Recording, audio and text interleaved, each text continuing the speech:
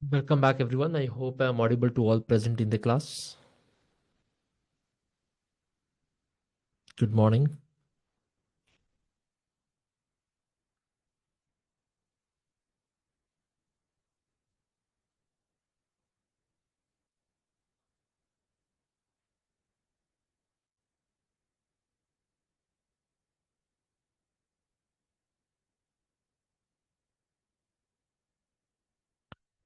All right.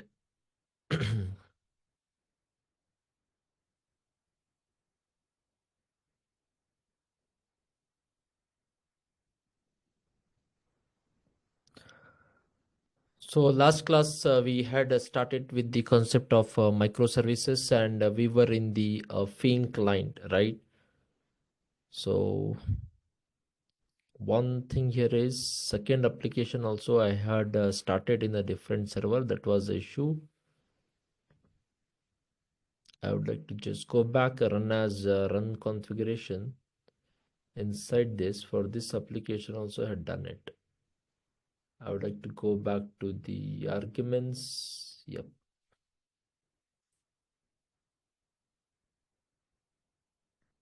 Okay. Now we have two applications. The first thing which we have to turn on in the microservice is Eureka server. Is it compulsory to register all the microservices in Eureka server? The answer is yes. I would like to just go back to my Eureka server for the first part. Okay. That's the first part I have to do here. I'll say right click. I'll say run as the Java application. That means Eureka server I'm registering.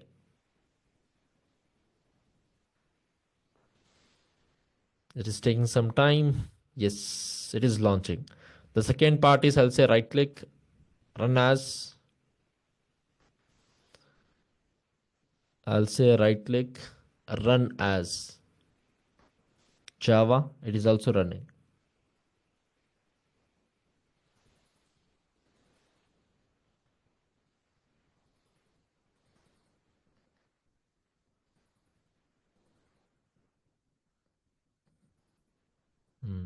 No problem.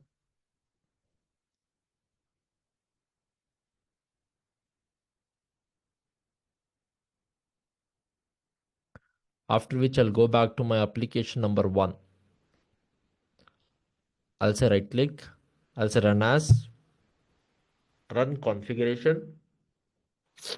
Before I run this, guys, from application number 2, if I have to open this telescope source, from the application number 2, I'm seeking the help of application number 1. Yes or no? With that, did I use a Fing client or did I use REST template? Fing client or REST template, guys?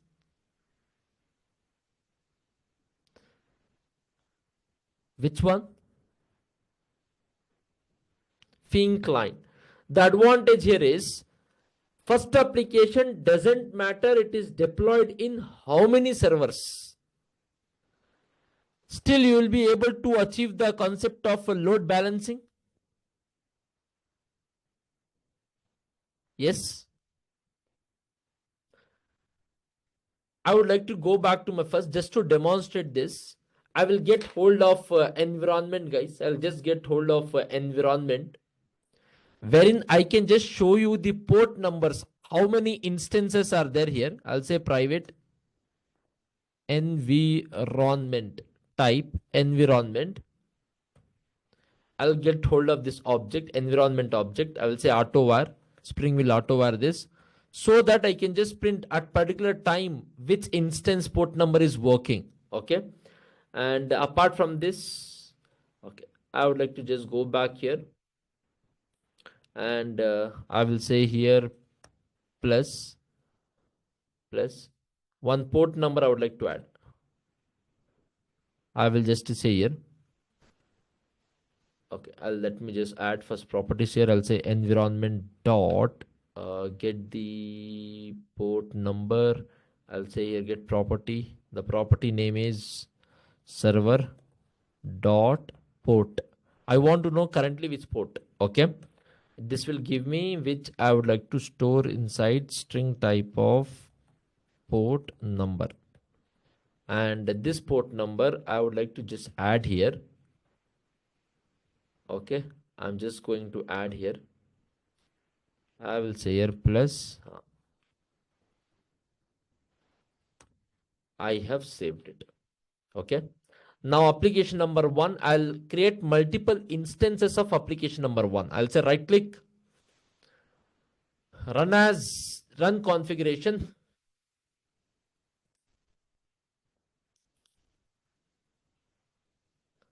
I would like to just go back to the application here. Run as run configuration. Where is our applications? That is 3.Microservice one application. I would like to click this. I'll say arguments. I want to add in 8581. Okay. Before that, let me go back to my browser. I'll go back here. I will refresh. Right now, no instances are available. I'll go back here. I will refresh. Right now, no instances are available. I'll go back to my application and now I will deploy. It is getting deployed. I'll go back there. I'll say right click again. I'll say right click, run as the run configuration. Arguments, I'll say 8582. I am creating one more instance, guys. One more instance have been created. I'll say right click. I would like to go back here. I'll say run configuration. I'll create one more instance of it. I'll say 8583. I'll say apply. I'll say run. I would like to go back. Multiple instances I have created basically. Guys, 3 instances of that application is created. All of you are there? Yes. I'll go back here. If I have to refresh this, 3 instances created. Anyone has any issues here? All good? Now I'll go back to the next application wherein I'll create one instance of it. Okay, I'll go back here. I'll say right click, run as the Java application.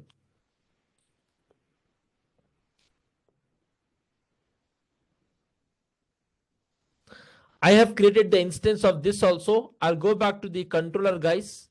This is the endpoint. I have to make a call. From this endpoint, you're calling this method, right? And from that method, you're making call to the application REST API number 1, microservice number 1 using the Fiend client. Great. Now, I will just make multiple calls on this endpoint, which is course details, which is deployed in the port number. Let me go back here.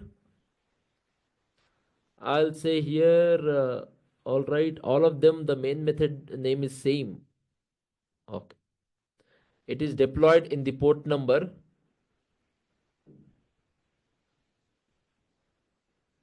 Which port number this application has been deployed?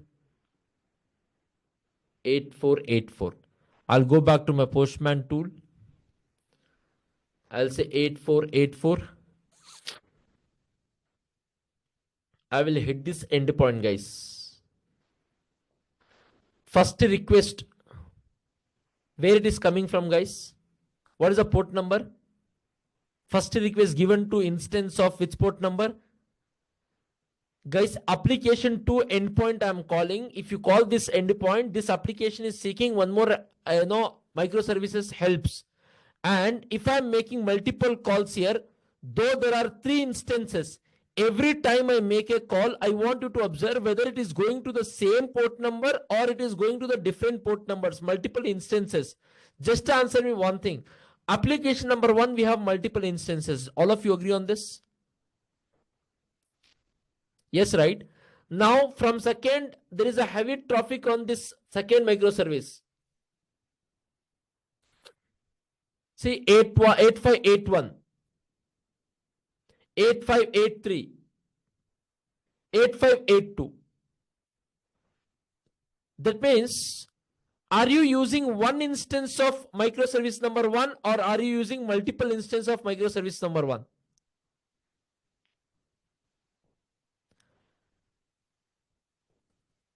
Are you all agreeing on this?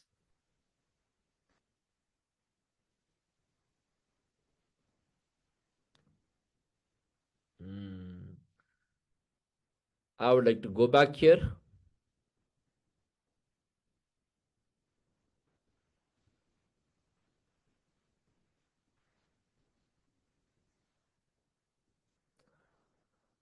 The concept of load balancing. Have you added any extra dependency, guys, because of which we have microservice number 1, wherein I have 3 instances of microservice number 1. How many instances are there? 3 instances are there. 8581, 8583, 8582 and 8583. Correct? I have one more microservice which is 8484. Correct, my dear friends? This is microservice number 1 which has 3 instances. This is microservice number 2. Fine. I'm making call to this microservices. How I'm making call? Actually, there is an endpoint here. My client, my end user, multiple end users are making call to this endpoint, and this is seeking help of one more microservice. And how much ever endpoints I'm coming here, the first endpoint reaching here, you're taking help of this, right? Automatically going to this. The moment there is second request, it is going to this. If there is a third request, going to this. If there is a fourth request, going to this. Fifth coming here. Sixth coming here. Seventh going here. That means with the help of round robin technique, automatically the load is getting balanced among the multiple instances. Yes or no? Are you all observing this, or any doubt is there? You can ask me even if it is silliest. So for which, to make this happen right now, this is what you are observing. The concept of load balancing is getting implemented with the round robin technique. To make this happen, have you added any extra dependencies? Question number 1. Any extra dependency have you added? Have you written some extra configuration code, guys? So that means load balancing is by default implemented here. That's what I want you to observe. Now, suppose I have not used the Fing client. I had used web client or REST template.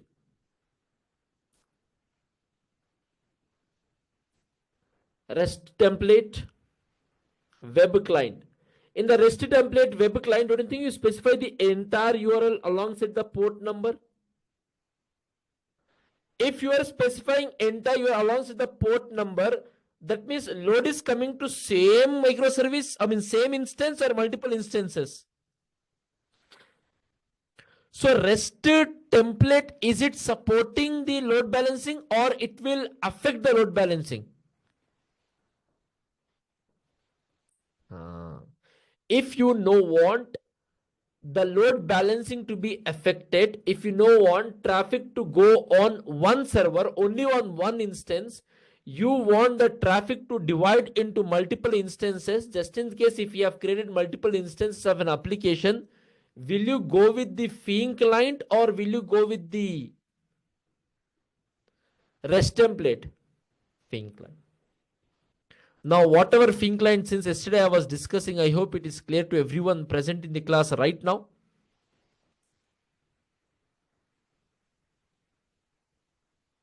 Yes, no, maybe.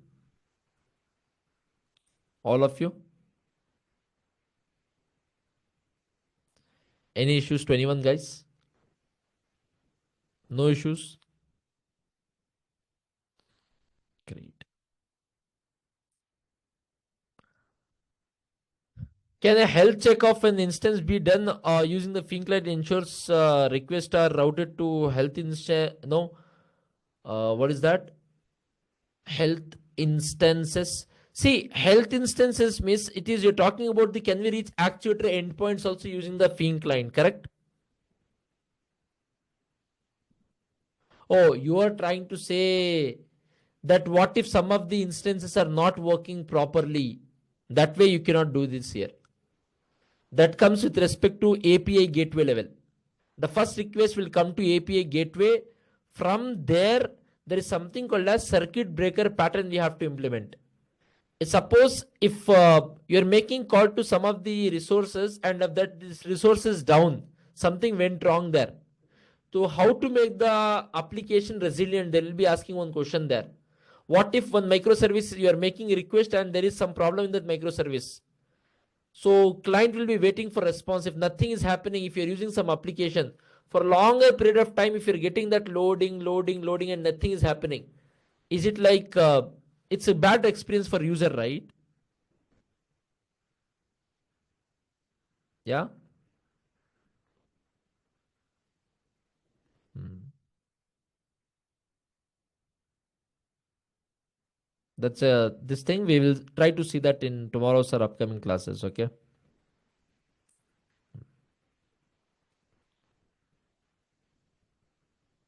Great. Now, guys, let me just try to demonstrate with respect to the Zipkin server. Okay. I'll go back to my Google. I'll say here with the Google browser, Google Chrome as the browser, and I'll just search Zipkin server. Guys, to start the Zipkin server, you cannot use any of the Spring Boot, uh, dependencies. To start the Zipkin server, go to the web Google, just to search Zipkin server. There is something called as zipkin.io. Open that. Once you open that, I'll go to the quick start. There is something called as Java latest releases. Latest releases. If you click here, this will be downloaded automatically. Okay. It will be available on your downloads. Just extract it. I hope everyone in the class knows how to extract. Yes, no, or maybe no.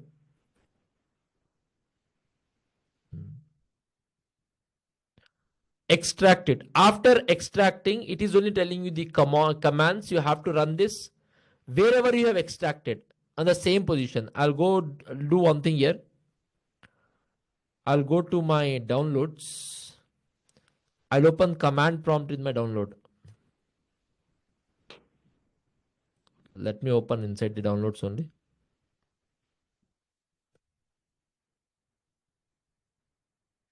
I have opened the command prompt in my downloads, guys. Are you observing? There is some issues. Let me open now again. In the command prompt, it is only showing what command to write. It is only showing what command to write. Okay. I'll go here. See here, Java. I will write Java. I'll say hyphen jar. Space is there, space I will write. Zipkin. I'll say Zipkin. But when you extract, no, it will not just give you Zipkin, it will give you Zipkin hyphen server and the version also. I will say Zipkin hyphen server. Yeah, Udebanu, can we just discuss this at the end, like in between Zipkin server, something I'm writing, it will be like, once any gap is also there, no, between two topics, that time you can say I have question. If not, at the end, it will be good, okay? Java hyphen jar Zipkin server hyphen whatever version you have downloaded 3.4.1 hyphen exec dot jar I will say, and I will hit this enter key. Guys, Zipkin server is getting started. allow. For the first time it will ask you to allow. I have allowed, and it is registered in the port number. What is that? 9. All right, let me just check here. Yeah, 9411. In the port number 9411, it has been registered. Okay, I'll go back to my browser. The other one, I will say here http colon localhost colon, what is that port number on which it is there, guys? Right now I've started my Zipkin server. It is 9411. 9411. I'll go back to here and I will just write here 9411. 9411. I will hit this enter key. Oops, wrong. I have not entered properly the port number. http colon 9411. Are you getting this, guys? Right now no traces are there because I have not registered any application for Zipkin. So Zipkin server, you have to start like this. This is the way usually we start the Zipkin server. I have started here. Now I'll go back to this Spring Initializer. I need one dependency here actually. Okay. The name of the dependency is, I'll add in the existing application. I'll not create a new application. There is something called Zipkin. Are you able to see, guys? Enable and export span and trace IDs to Zipkin. If you add this dependency, only then you can expose your application to Zipkin. Okay. So this dependency I needed actually. I'll say a ZIP. I will say. I'm just not creating a new application. In any of the existing microservice, I will add the Zipkin. Is that fine, everyone? Yes.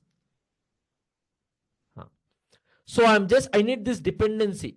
I need this dependency, because of which I'm just downloading this project, just so that from the pom.xml, I can copy the dependency and add in my existing application. I would like to just go back and generate this project. I have generated. I'll go back here to my downloads. Okay. I'll go to pom.xml. In the pom.xml, it has been added automatically. Two things. One is micrometer. Earlier slut used to get used, guys. SLUETH. Right now in the latest version it is not there. It is micrometer. Okay. Yes, I think from there also I can copy. But anyway, I have just added to any of the microservice, guys. I'll stop one application here. Microservice number 2, I will stop. I'll go to this and I will stop this. Okay. I'll just cross check if it is stopped. Okay. I'll go to pom.xml. I will add these dependencies. I need micrometer also actually. So I will just go back to here and I will add this dependency. And guys, this is also by default it is there. Earlier Slate used to get use. Right now it is not supported by Spring. I would like to just save this. After saving, I'll say right click. Okay. And Maven, I'll say update the project. I'll say okay. The project is getting updated. The project is updated. Yes, the project is successfully updated. I will go to now application.properties. I just have to attach the server. Where is the Zipkin? Where is the Zipkin for the registration? Automatic registration. How will it know that where is the Zipkin? I'll say spring dot Zipkin dot base URL. Base URL equals to http colon localhost colon 9411, right? 9411. I would like to save this. How many applications are they all deployed? Except this, everyone is deployed. I would like to just go back here. I'll say right click. I will now run this application.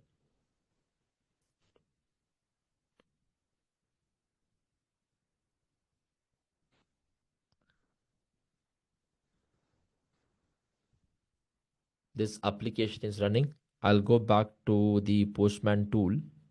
I'll make a call to this. Okay. I'll make a call to this. It is 8482, guys. 8483, 8481. Road balancing is automatically happening with the round robin technique. That means if flying no fin client is there, I could able to just mention the name of the application. Doesn't matter how many instances of that application is present. Okay. Now I'll go back to the browser. Eureka server. We do have it.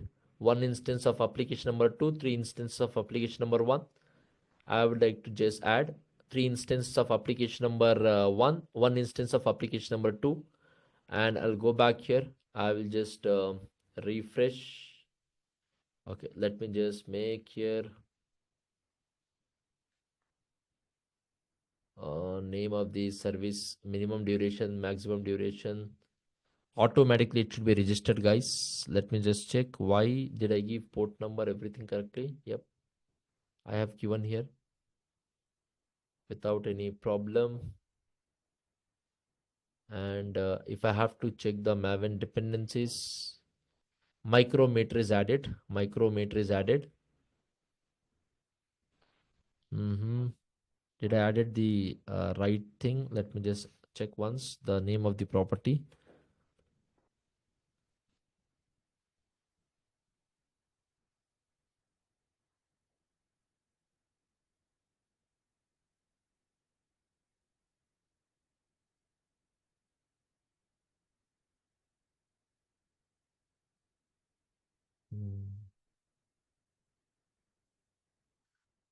Slit we mean to no, that's what I'm telling, guys. Slit we used to use earlier to implement the Zipkin. SLEUTH. The slate is what we used to use earlier to implement the Zipkin, but from the Spring Boot 3 onwards, that is not being used. We use something called as micrometer. Okay, and that is like you need not to add one extra dependency. Earlier, whenever we used to go with the slate, we had to add the separate dependency also alongside the Zipkin. Right now, in the latest version of Spring Boots, the moment we add Zipkin, automatically micrometer will be also added. That the dependency explicitly I need not to add. Like Zipkin I have chosen, this dependency also will come automatically. Okay. I think this is correct only. There is no problem with this dependency. It is all good. Then I'll go back again. What is that? The browser. I'll just try to give the name of the service and see.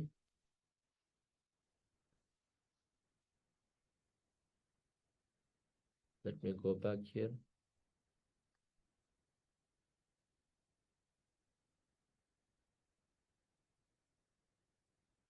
Guys, are you all able to see here?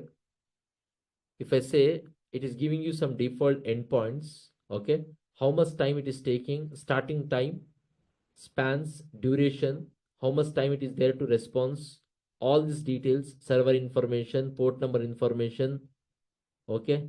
It is just right now giving the actuators part. I'll go back here. We can see info and health default actuators, how it is behaving, it is telling you. However, I'll just go back and make a call to those responses again. 8583, 8581. I'm making multiple calls. Again, I'll go back there. Okay. It should give me that also.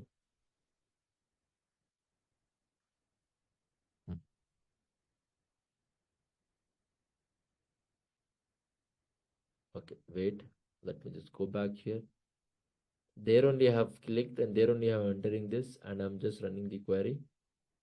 Again, course details, guys. This endpoint are you able to see with just I made a call to. All of you? Few seconds again. What is the start time? For the first time, when did I make a call to this endpoint? Are you able to get that? For the first time when you made a call to this endpoint, how much time it took to give you the response, guys? 5.5 milliseconds. My application responded me. How much time? 5.5 milliseconds. Are you there here? See here? Where exactly it is there? If you want, you can check this. How much time it took? Server time. Server started at this time. Start time. Server finished. What time it finished? Total time it took is 5.58. 5.525 milliseconds just to respond you back. One services, total span is 1. I'm making call to it. All fine, everyone?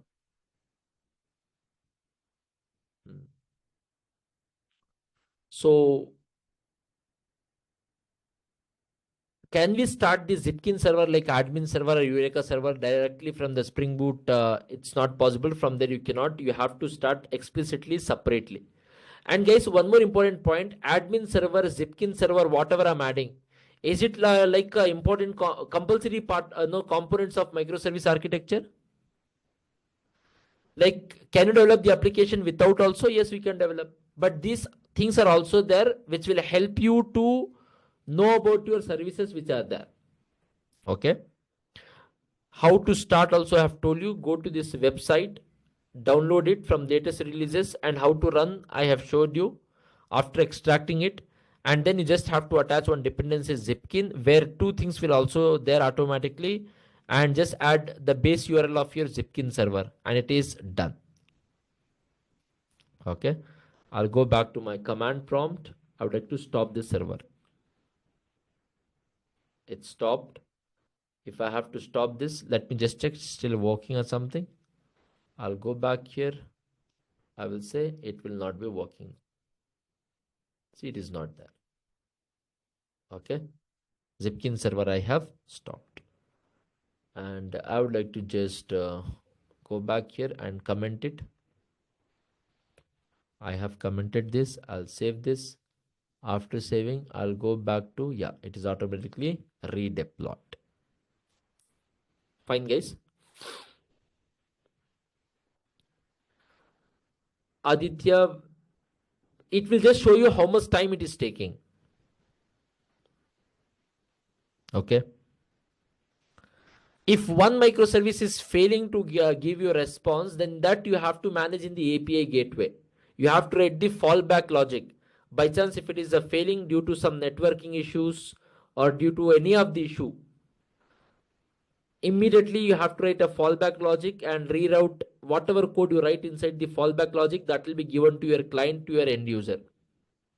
That there is some delay, something. Okay, it is taking more than usual. Sometimes if you make a call to any of the applications in the real time also, will sometimes will get that it is taking more than usual time. Some responses you'll get it if the actual API is not responding. That is a fallback logic coming to you. Because if there is a networking issues or something in the went wrong in the server from the actual API, instead of that, lot of loading time it will take, and you will get some pop-up sometimes that it is taking more than usual. Okay, I would like to just go back. This is about this. Let me stop it. All the applications I would like to stop. Before we go ahead, I have to discuss about few more important components before we move ahead in our microservice journey. Just to summarize, guys, everyone in the class. Great. Let me close everything. Let me close everything here. Let me close everything here. Let me close everything. Okay. Are you understanding the ecosystem of microservices, guys? I know you will get a better picture once we start the API gateway also. But for now, Eureka server means what? Admin server, Zipkin server, how applications will be registered, use of Fin client, fundamental idea about the entire ecosystem of microservice architecture? Yes, no, maybe. Yes, right. All of you. Great.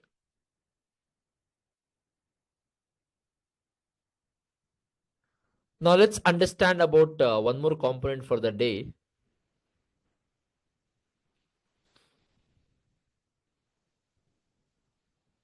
To disable the endpoint of the Zipkin or admin server for the end user, then I have to do some configurations. First of all, those endpoints, those servers will be deployed in a different server. That information will not be known to the client. I mean, end user will directly cannot access that. You are not aware where they are. Those are for the developers. The servers, the configurations, they will be writing only for the developers. So as an end user, how will you know? Do you know Telesco is using microservice or first of all monolith? Do you know about it? Do you have any idea how the LMS is implemented? Do you have an idea? Do you have an idea whether we are using Zipkin server, admin server, or any of the endpoints? No, right? Automatically it is secure. Yes, correct. Now comes one more important no part, guys, which is about Spring config server. Okay, Spring config server or cloud config server. First of all, which for the microservices, as a Spring Boot developer, in the Spring Boot, which module is being given to develop the microservice application, guys? What is the name of the module which we use to develop the microservices using the Spring Boot? Which is the module we are using here?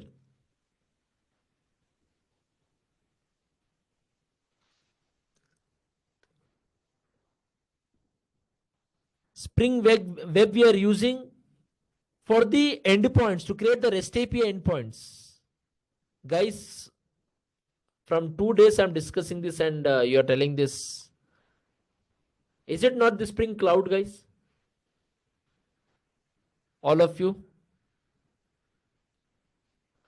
So, what here? First question in the interview, they'll ask which is the module we use for the microservice as a fresher. If you say Spring Web, then what is the case? Just Spring if you say.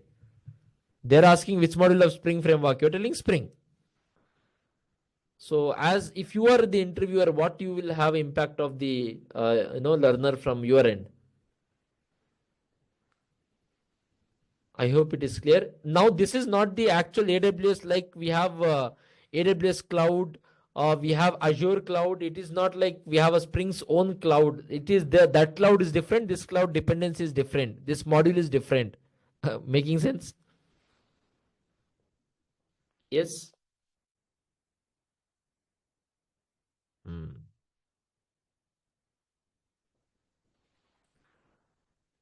Now guys, you may have one microservice or you may have multiple microservices. Assume that I may have 4 microservices for my small application which I have planned, or it could be n number of microservices. It doesn't matter how many microservices. Assume some microservices are there. I'll assume this is microservice number 1, this is microservice number 2, this is microservice number 3, this is microservice number 4. Okay, I'll say here, this is microservice 1. This is microservice 2. This is microservice 3. This is microservice 4. N number of microservices we have. Okay. Now every microservice is one REST API. It is one application, right? Now for that, you will be having its own database, and every microservice might be deployed its own server, different database. It is like a different application altogether. That one feature is a different application. one small service, microservice. It's its own application, with its own data source, with its own database and server. All of you agree on this? With that regard, here also you might have application.yaml file, application.config, no, what do you say? Dot properties file. Here also it may have its own YAML and dot property file. Here also you may have own YAML and dot property file. Here also you may have own YAML or dot property file. Yes, right?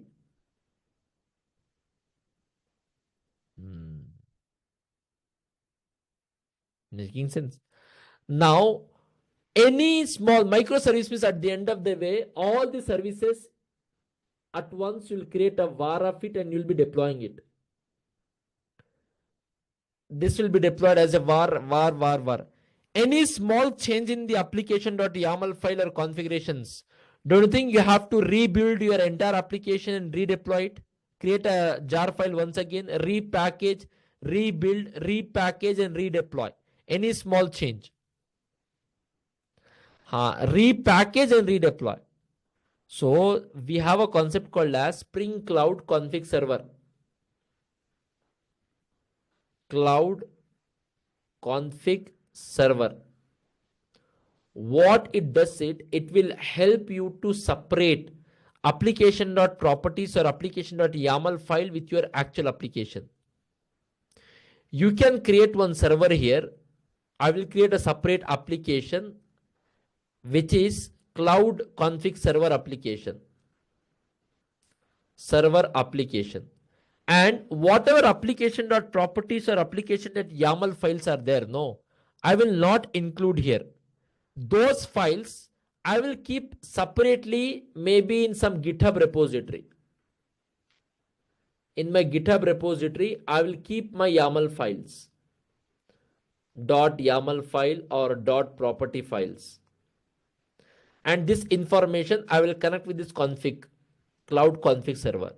Now, all of them needed the properties which are there inside this to make them run. Can you run an application with a Spring Data JPA dependency and no information about the data source, guys? Can you run the application? No information about the data source, but Spring Data JPA dependency is there. Not possible, right? So it need to run that, but all those files have been kept away from it. So what happens here is, all these microservices will connect to this config server and they will seek the information about this YAML file. It will take it from the isolated place and it will give the information. And if you make any small change in the YAML file or property files, you need not to rebuild, you need not to repackage, you need not to redeploy the application. All these microservices will not be affected, because they don't directly have that YAML file or dot properties file. All of them are being maintained, isolated separately, and that information is maintained by Cloud Config Server. Even if you make any changes here, real time that will be implemented. And these microservices are seeking the configuration details not directly from the YAML file, rather they're seeking help with respect to Cloud Config Server application. This application will give them the access to those YAML and dot property files. And any changes you make here, this application you need not to redeploy, or you need not to do any repackaging here. So basically, using this particular module, you can separate the YAML files or dot properties files from the actual application, because these things we might change very often, but your application, you need not to repackage or you need not to redeploy. In between, we have something called as Cloud Config Server here, which is used to separate our applications and application configuration properties. So in the microservice architecture, how to separate config properties from our application is the question. How to separate our config properties from the application? We can externalize the configuration YAML or dot properties files from our application by keeping that in isolated repositories such as GitHub using Cloud Config Server. Have you understood, or any confusions, guys, in this understanding? All of you? So our applications, our microservices, our APIs, will it connect to YAML file directly, or will it connect to config server, which will load YAML file for them, YAML file data for them? Uh, that's very, very, very, very important.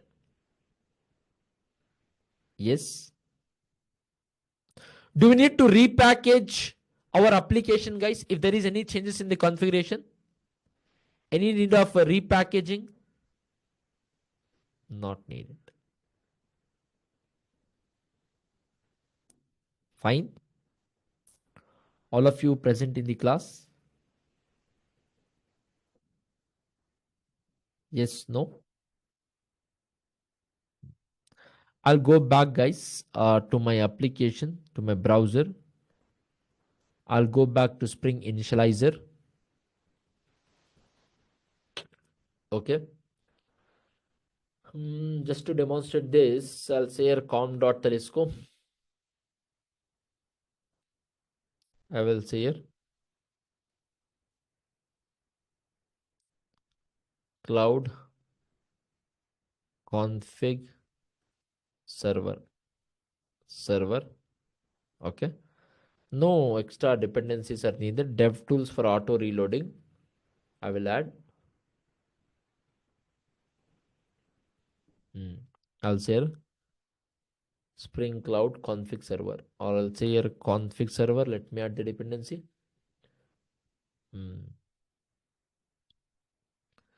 This connects your Spring console, fetch the application details. No, not this. Are you able to see this, guys? Cloud config server. Guys, config server, are you able to see this? Central management for configuration via Git or HashiCorp Vault. Central management of configurations. How? Is there any problem, guys, if you maintain the configuration using a separate server? Any problem here? Are you able to observe any problem, or it's good going?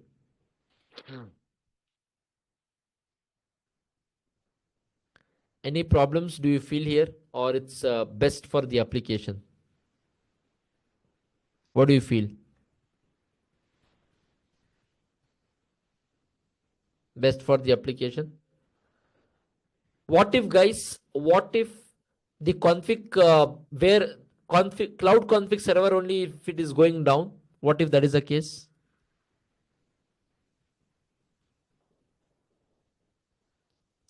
This is also will be deployed in one server, right? The configuration server. What if this application is only going down? So now tell me any problem here?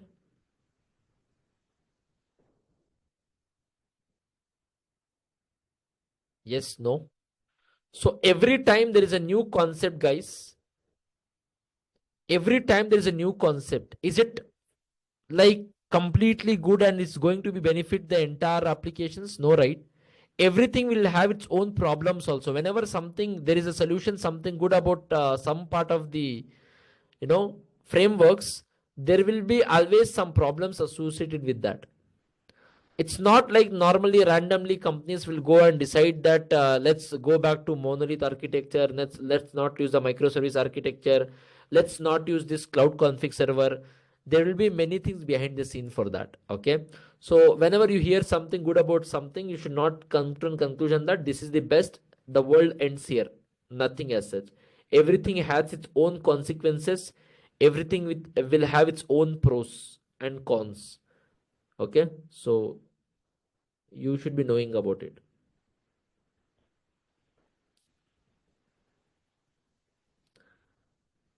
Now, is it compulsory to implement the cloud config server for every application in the microservice architecture?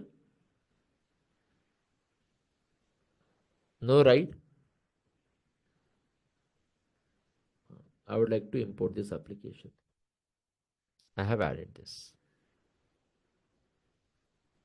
Okay.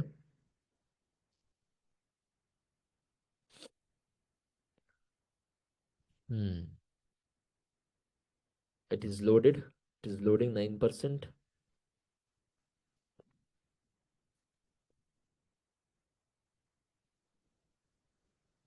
And there is no fixed architecture here. Whatever architecture I have discussed in the day one, it is like dynamic based on the application development. It's not like everything will be there and this is how it is, nothing as such. All the important components which might be used is what I'm discussing. Two things are very crucial there. Eureka server, which is service registry, which is also called as discovery service, and apart from that, API gateway. These two things are the most crucial part of microservices. Okay. This is the cloud config server, guys. All of you.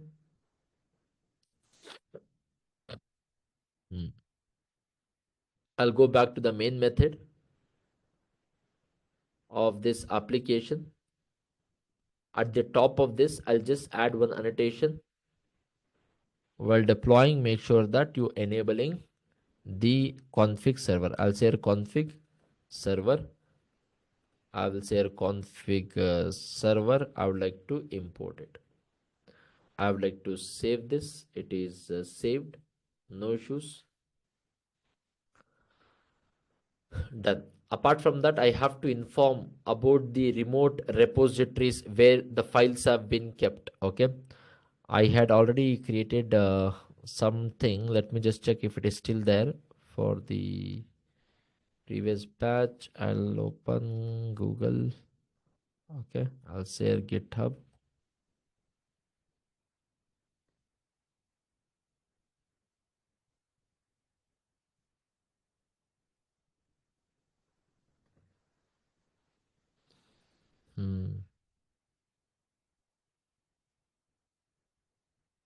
Okay. Guys, are you able to see this? One file is there here. I just want to load this file. No, that's different, Aditya.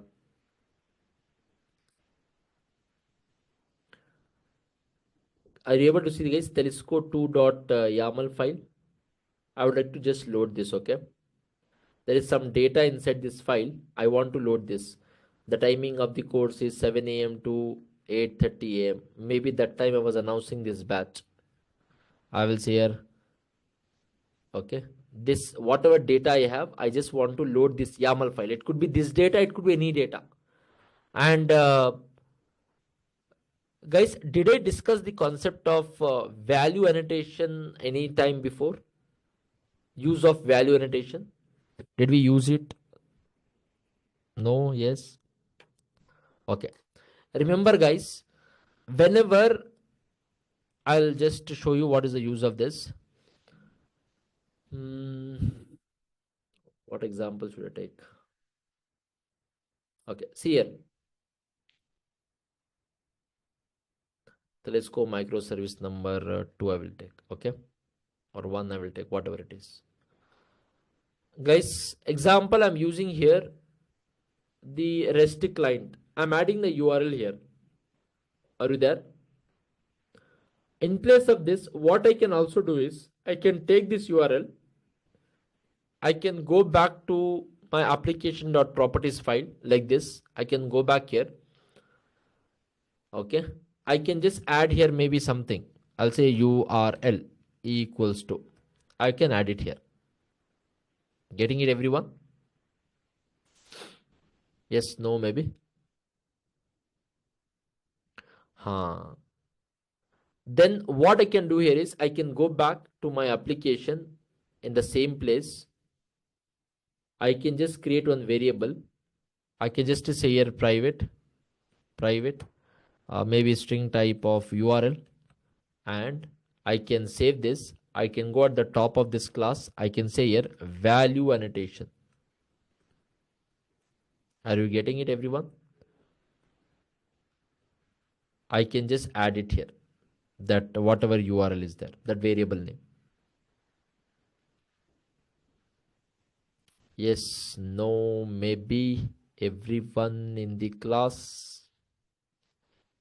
If you could able to understand what I am trying to achieve here. Done. And if you just attach this, it is here, it is coming from there, and that URL variable you can just mention here. Now, are you able to mention that in the application hard coding, or you're just specifying here? See, I can just write it here like this. I can write it like this. That's the use of value annotation. Fine now, all of you.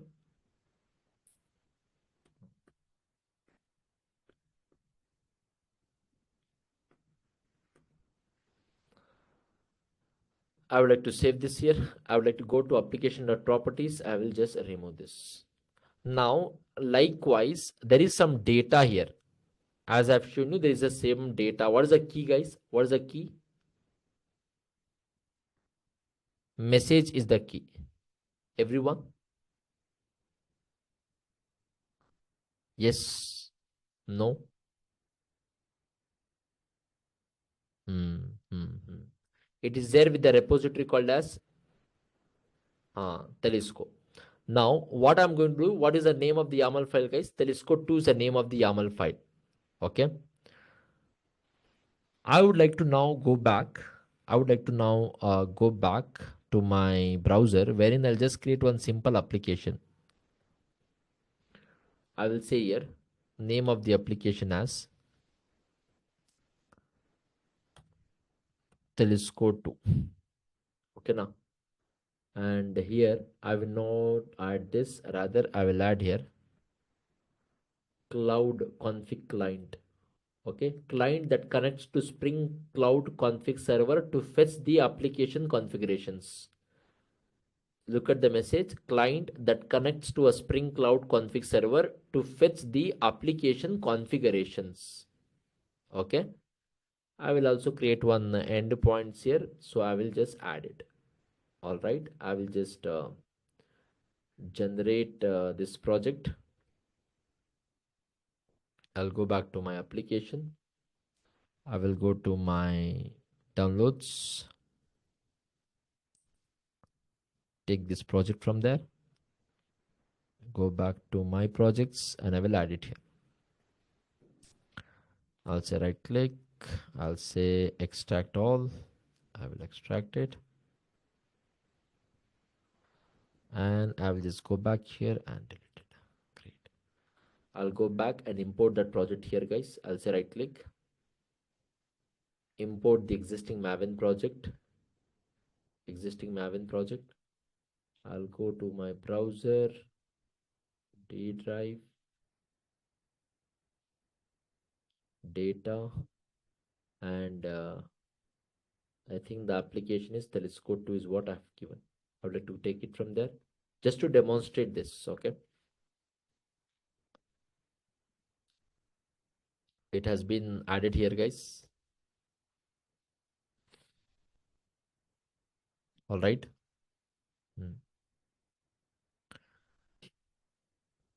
Great. Now, where is my application? I have to specify that also. Okay. Let me close everything just to avoid the confusions. I'll open only two applications, guys. Application number one I'll open is the cloud config server. I would like to open this application. I would like to open the main source logs. I have opened this part. I've not given any server. So if you don't give any port number, what is the default port number? Config cloud server will be added, guys. Cloud config server. By default, it is 8080. Okay. I'll go back to my, let me close this also. Let me close. Okay. Apart from that, others, everything I'll close. I'll go back to Telescope 2. I'll go back to Telescope 2. I will just go back to application.properties. Okay. I'll give the application name as Telescope 2. Make sure that, guys, this name is same as the YAML file name for automatic fetching. Okay.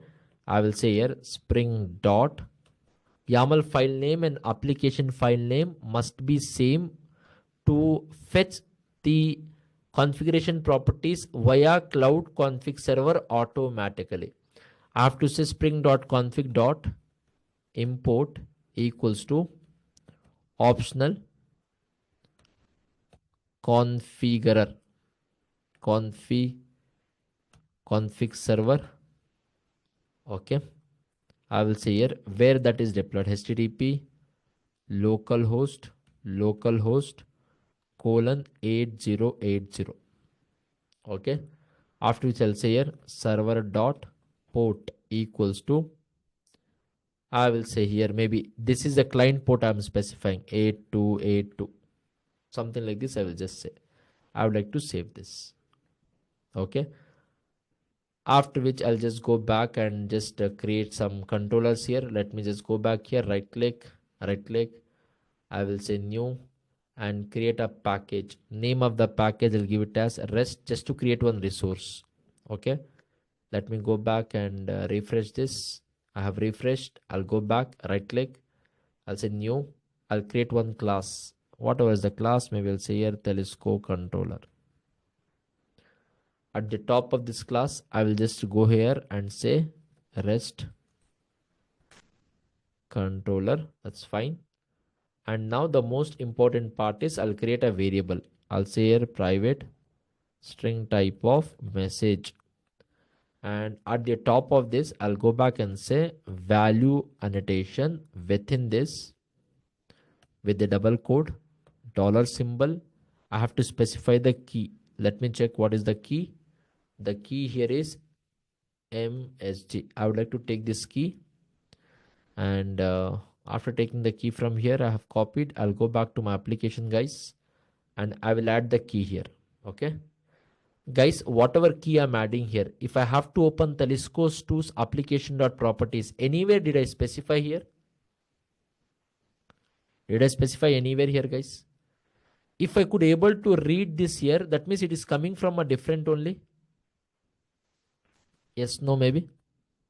I'll say public string type of get course timing is what I will say here. Okay. And I will just return whatever message is there. Okay. I would like to just go back here and say get mapping. I'll say here get course. The dynamic configurations, always we use this. Okay. Whenever there is a static configuration, you need not to create a config files and all of that. Okay. Whenever it is a dynamic configuration which might change, then you can separate that using the cloud config server. I would like to just save this. Now I would like to go back to my server here. Here I have told, but here I have to specify what is the location of it, where exactly it is located. All this information I have to specify, for which few dependencies you have to add here. Okay.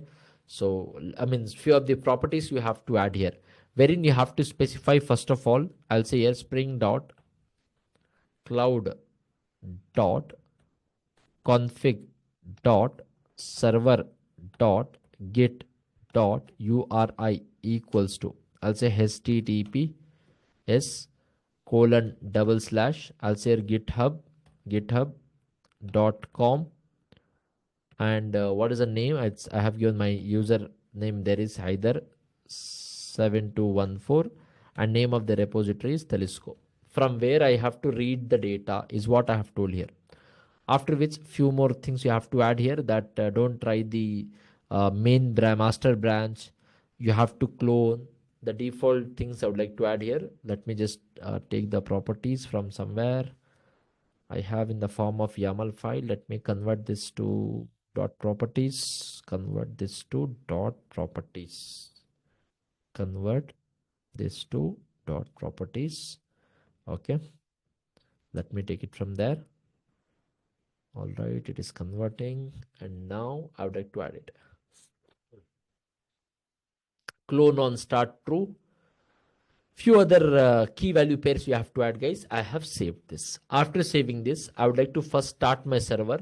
I'll say right click, run as the Java application. I'm starting my server. Cloud config server is what I'm starting. Guys, after which I'll go back to my actual application. I'm using one variable here. And what did I say just now, guys? If you want to read the values from application.properties or YAML file, we go with the value annotation. But in my application.properties, do we have any key by the name MSG, guys? No, right? If I could able to read that, that means it is coming from the repository, isolated location GitHub repository via cloud config server. That is a proof. I would like to just go back here. I'll say right click.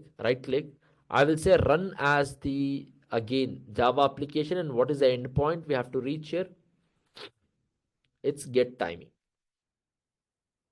And this is deployed in the port number 8282 get timing. Okay. 8282 get timing. I'll go back here to my Postman tool. Okay. It is get timing and it is 8282 is a port number. 8282 is a port number. If I just hit the end key, guys, the timing of the course is 7 a.m. to 8:30 a.m. Are you getting this? But this, did I add it in the actual application, guys? Did I add it in the actual application? No, right? So one microservice via cloud config server, can it access YAML file or .property file? Yes. So is it required whenever the configuration details are static, guys, which very often may not change? Is it required the config server? But for a dynamic configurations wherein high possibility of changes are there, which we may have to change sometimes, in that case, it will be very lengthy process to redeploy the entire repackage and redeployment of the application. Then we have to go with the Spring Cloud config and we have to separate the .yaml files and .property files from the actual application. Is that fine, everyone? Yeah.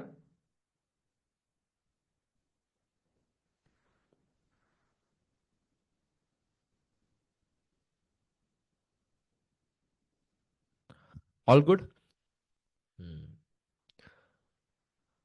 This is about this also, guys. Now, before we proceed further in this entire journey, I have to also discuss about API gateway. Okay, before we discuss multiple things. And Kafka also have not yet discussed, and Redis also have not yet discussed. I have to discuss all these things. But to start with, I hope 3 days of microservice classes, all the important components, what is their purpose, how they are used. In the 3 days of classes, have you understood, guys? General idea about microservices and some of the important components which is involved in the microservice architecture. These two things. Guys, microservices, is it a framework or language, or it is just an architectural design pattern? It's just a design pattern which will define how to develop the application. And as a Spring Boot developer, how to develop microservice based application, guys, as a Spring Boot developer?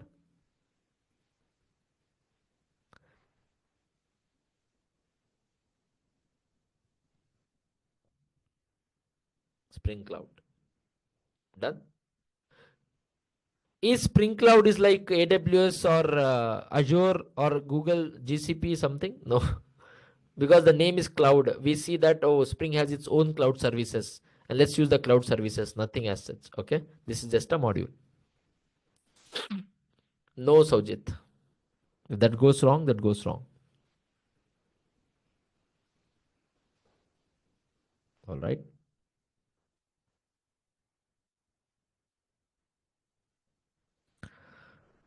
guys, I have not discussed few things which are important before we proceed. How to connect your REST API with Kafka server, producer and consumer.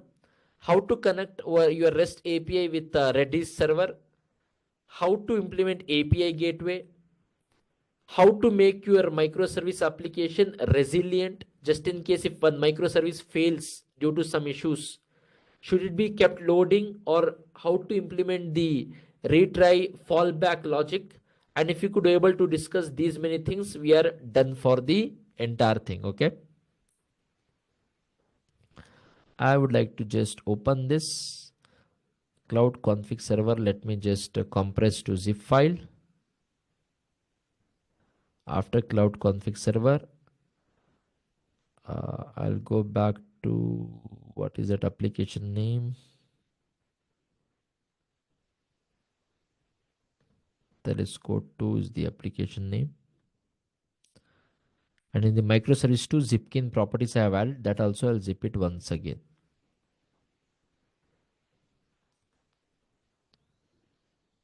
In the microservice 2 and 1, both I have to add once again because I have shown you the properties there. Okay, I'll say right click, delete this. I'll say right click, delete this, because environment is something I have added there also. I'll just redo it.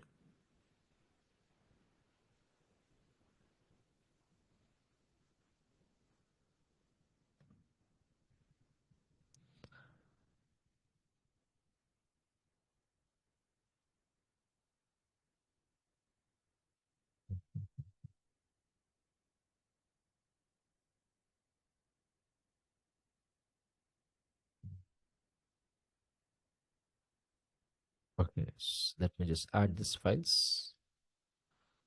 Any board work is important today. Okay, I will say here.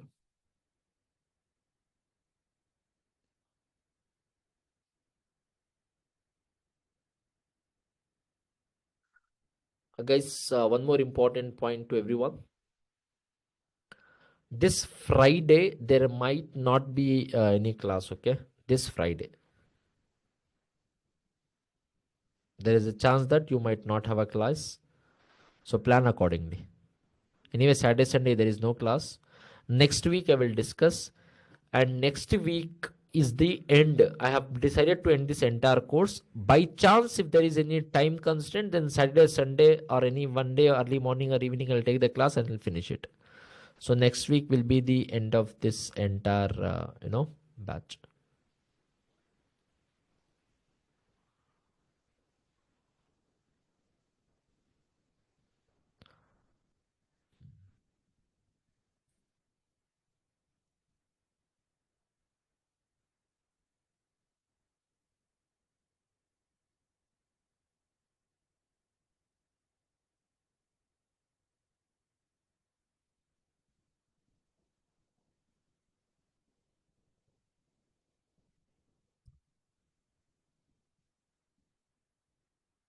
That's all for the day, guys. Thank you so much for joining me in today's class.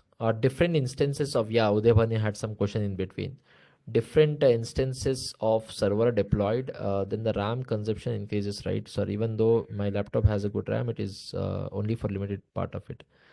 Udebhanu, that's the reason we don't, these days, we don't deploy our application in the physical systems, physical servers.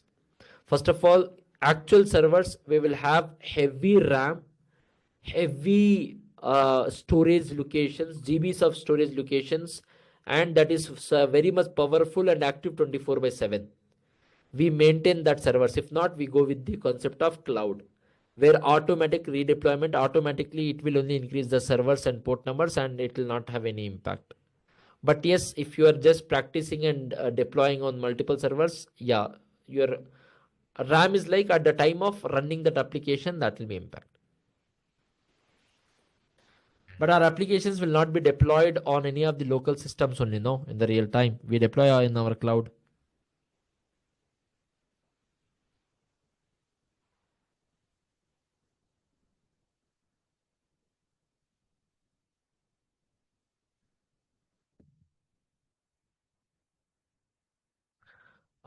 Discord community, LinkedIn,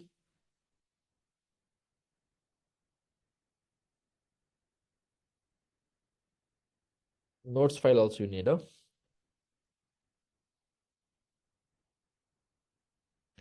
WebSockets, that is also one of the, whenever you want to develop an application which is dealing with the real time traffic with multiple users coming on, the concept of WebSockets comes into picture.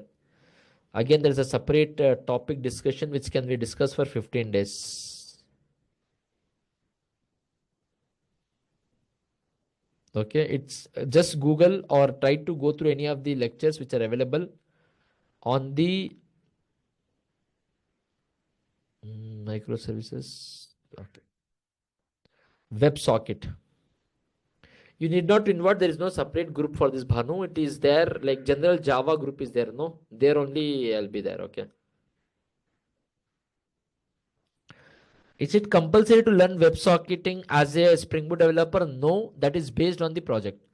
Suppose you are hired for a project where you are writing. We have all seen Menti quiz, right? Everyone, have you all seen Menti quiz? To implement that, WebSockets are used. Okay. If you want, I can just show you, but again, that's a different concept. Recently, we have implemented that in one of our product of the Lisco.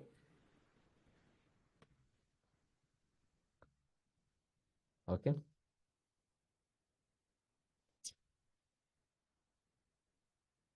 Yes, yes, you will get it, Saiji.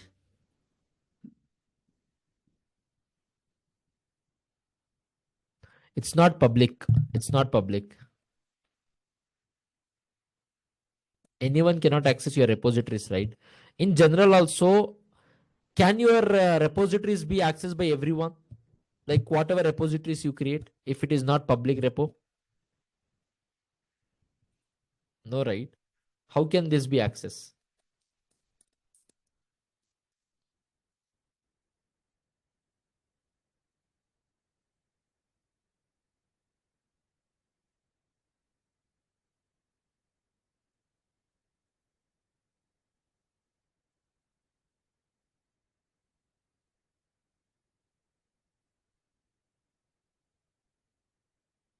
And whatever words I'm using, guys, I hope it is matching with this only.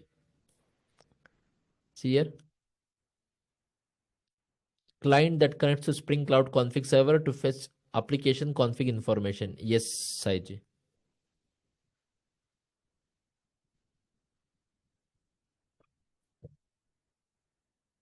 And if I have to add the config server, central management for configurations via Git or HashiCorp Vault. Anything you can use. Central management for the configurations. Okay. It's very, very, very vast, guys. How much ever you discuss, there is something to discuss because we have got into an ocean. You cannot just drink some water and say that I'm done. It's up to you how much ever you want, you can drink. But you have to understand whenever you're learning something, you should get the picture of it. First of all, big picture of it, why, what of it, how to implement it.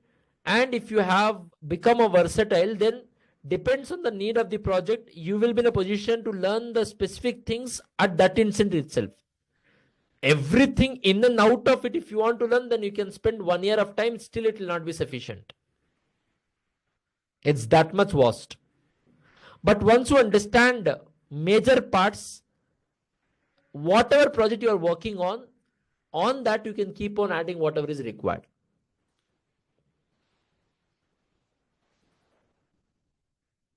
Okay.